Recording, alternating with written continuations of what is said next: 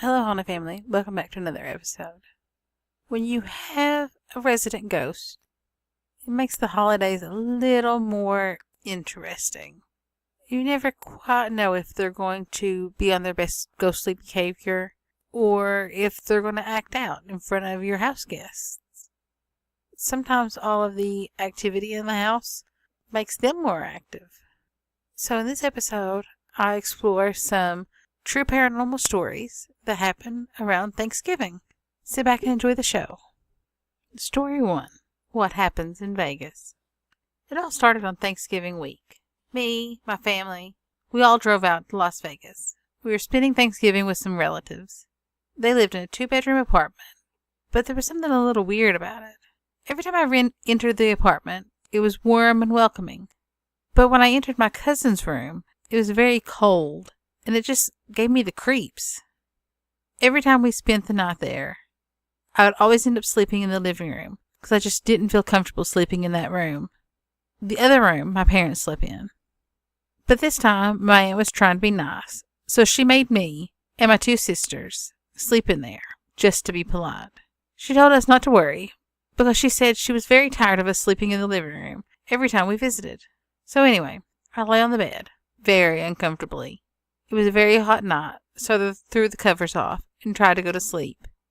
It must have been an hour later when I heard something dragging on the floor, like someone was dragging their feet. It was really soft, but it got louder as it got closer to the bed. I kept my eyes wide open and looking in every direction, yet I couldn't see from where the noise was coming from. I looked at my sisters, and they were sound asleep. The dragging stopped, so I tried to go back to sleep.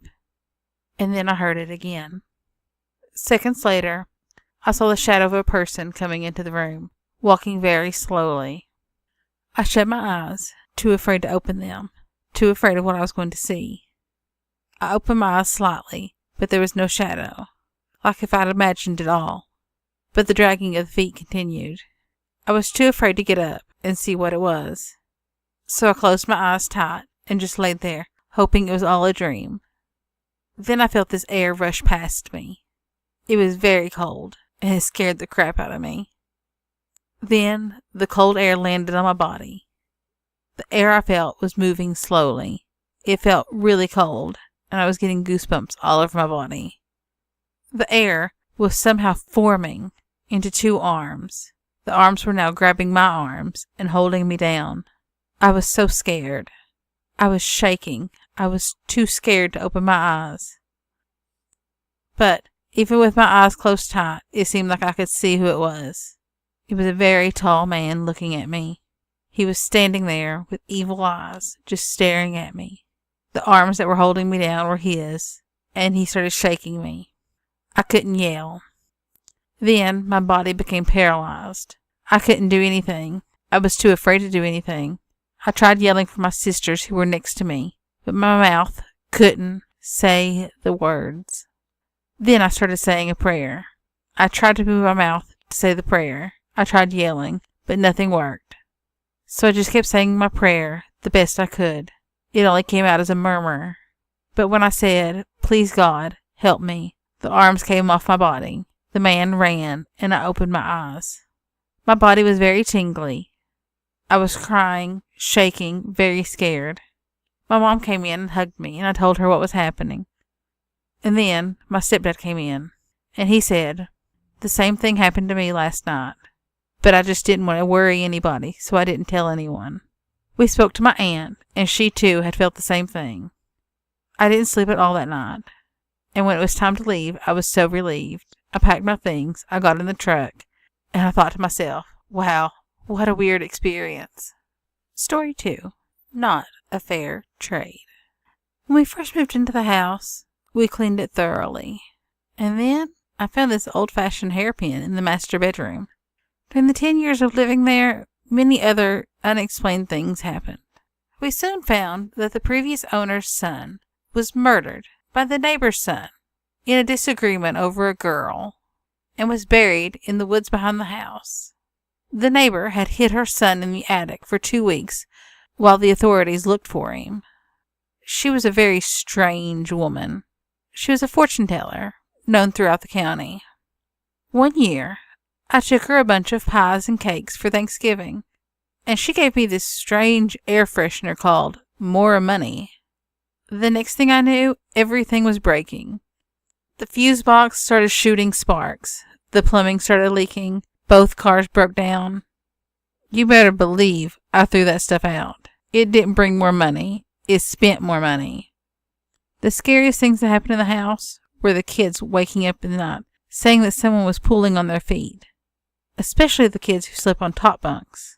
I was awakened several times by what felt like slaps on my face, and once I woke when I felt like someone was smothering me. Any time walking through the woods was unsettling, even on the warmest, prettiest summer days. The kids tended to play in the woods across the street rather than the woods behind the house. I found myself lost a few times, even just a few acres into the woods, totally disoriented. Several times, we would see unexplained mist when weather was not a factor. It would be floating up from the old shed behind the house. Very odd place to live. Story 3.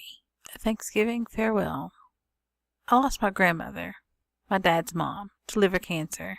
She was a dear woman who grew up going to spiritualist churches, therefore having a strong belief in life after death and the supernatural. My mother and I lived near Dallas, Texas, but we were originally from Warren, Ohio, which is where the rest of our relatives live. We were told, just before that past Thanksgiving, that my grandmother wasn't doing well. So I arranged to take a week off from work, and we left for Ohio on Sunday morning. On Monday morning, we were getting closer to our destination, and there was a strange smell in the car. It was like rubbing alcohol. I didn't say anything for a while, but after some time I commented to my mother that there must be some sort of chemical plant nearby or something. Very shortly after my comment, the smell dissipated. We arrived in Warren later that Monday morning, and upon pulling into the driveway of my grandmother's house, we noticed many cars. I looked at my mother and told her that this didn't look good. When we entered the house, we were greeted by my uncle, who informed us that my grandmother had passed away earlier that morning. The week went on while arrangements were made, and finally, the day after Thanksgiving, we had the funeral. Afterwards, many friends and relatives were gathered at my grandmother's home. I walked into the dining room to get something, and was overwhelmed by that same smell that my mother and I had smelled in the car on the way up. Later, I told my mom about it. This was not possibly anything that was in that room that could have made that smell, or in my car, for that matter. I truly believe that when we smelled this on the way up in the car, that it was my grandmother in the car with us. I think she was indeed there with me, later in the dining room as well. I found out later that they had been giving my grandmother morphine for her pain during the last few days of her life. I also found out that morphine smells quite a bit like rubbing alcohol. So, I suppose, I was smelling my grandmother's morphine smell. Another similar story. My grandfather has been gone for several years. For a few nights before my grandmother died, the TV in the living room began to come on by itself. Also, the water in the bathroom tub would come on full blast while no one was in there. Was this my grandfather telling us that he was there to help my grandmother cross over? That's what I'd like to believe anyway.